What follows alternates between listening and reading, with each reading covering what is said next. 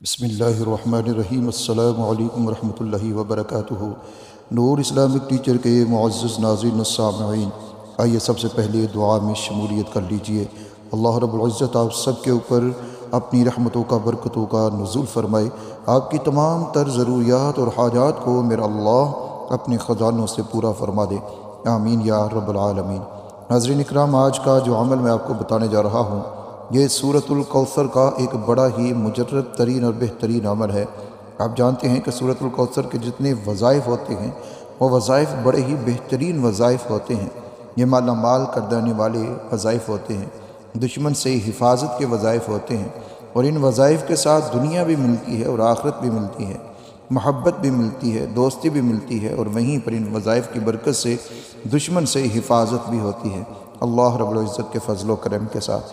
تو آج کا وظیفہ بھی سورۃ الکوثر کا ہے، اس کو آپ سمجھ لیجئے اور پھر اس کو کیجئے انشاءاللہ تعالی۔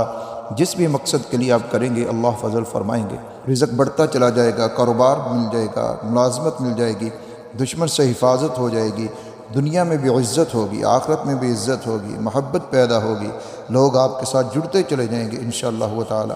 ممکن اس کو سمجھنا ہے اور پھر اس کے بعد آپ نے کرنا ہے، اس کا طریقہ مکمل سمجھ لیں اور پھر اس وظیفے کو آپ نے کرنا ہے۔ اس سے پہلے کہ میں آپ کو وظیفہ بتاؤں، ایک چھوٹی سی گزارش یہ ہے کہ ہمارے چینل کو سبسکرائب ضرور کیجیے اور ویڈیو کو آگے شیئر بھی کیجیے گا۔ ناظرین کرام، جب آپ نے اس وظیفے کو کرنا ہے تو اپنی نیت کو متعین کر لینا ہے کہ میں اس کو کس نیت کے ساتھ کرنے لگا ہوں یا کرنے لگی ہوں۔ ایک وقت مقرر کر لینا ہے اس وظیفے کے لیے، چاہے آپ دن کا وقت مقرر کر لیں، چاہے آپ رات کا وقت مقرر کر لیں، کوئی بھی وقت مقرر کر لیں۔ اور ایک اور بات جو اس کے ساتھ جڑی ہوئی ہے، اسی وظیفہ کے ساتھ بلکہ تمام وظائف کے ساتھ جڑی ہوئی ہے، وہ یہ ہے کہ نماز کی پابندی آپ نے ہمیشہ کرتے رہنا ہے، کبھی بھی نماز کو آپ نے نہیں چھوڑنا، کیونکہ نماز جو ہے یہ تمام وظائف کی بنیاد ہے۔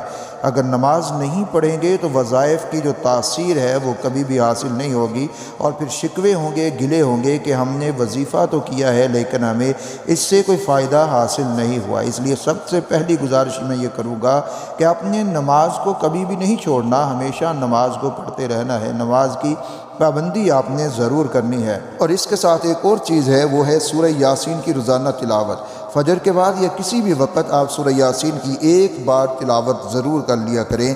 جب سورہ یاسین کی تلاوت ایک بار دن میں کر لی جاتی ہے تو اس دن کی تمام حاجتیں پوری ہو جاتی ہیں اللہ رب العزت کے فضل و کرم کے ساتھ۔ اب بڑھتے ہیں کہ یہ وظیفہ آپ نے کس طرح سے کرنا ہے۔ ناظرین اکرام، آپ نے تھوڑی سی کوئی بھی میٹھی چیز لے لینی ہے جتنی آپ صدقہ کر سکتے ہیں، یعنی ایک پاؤ چینی بھی لے سکتے ہیں، گڑ بھی لے سکتے ہیں، آدھا پاؤ بھی لے سکتے ہیں، جتنی آپ صدقہ کر سکتے ہیں روزانہ اتنی آپ نے لینی ہے۔ اس کے لیے میں آپ کو کوئی پکی نہیں بتاؤں گا کہ آپ نے 1 کلو یا 2 کلو 3 کلو، نہیں، آپ کو آزمائش میں نہیں ڈالنا۔ مقصد یہ ہے کہ ہم نے اس سے فائدہ حاصل کرنا ہے۔ آپ نے آدھا پاؤ، 1 پاؤ، آدھا کلو، جتنی آپ کو گنجائش ہے اتنی آپ نے چینی لے لینی ہے، یا پھر آپ نے گڑ لے لینا ہے، یا کوئی بھی مٹھائی بھی آپ لے سکتے ہیں۔ کوئی بھی میٹھی چیز لیجئے، باوضو ہو جائیں اور اس میٹھی چیز کو اپنے دائیں ہاتھ میں رکھیں، اور پھر آپ اول 7 مرتبہ درود ابراہیمی کو پڑھیے۔ 41 مرتبہ آپ نے سورۃ الکوثر کو پڑھنا ہے، اور اس کے ساتھ 99 مرتبہ آپ نے یا رزاق پڑھنا ہے۔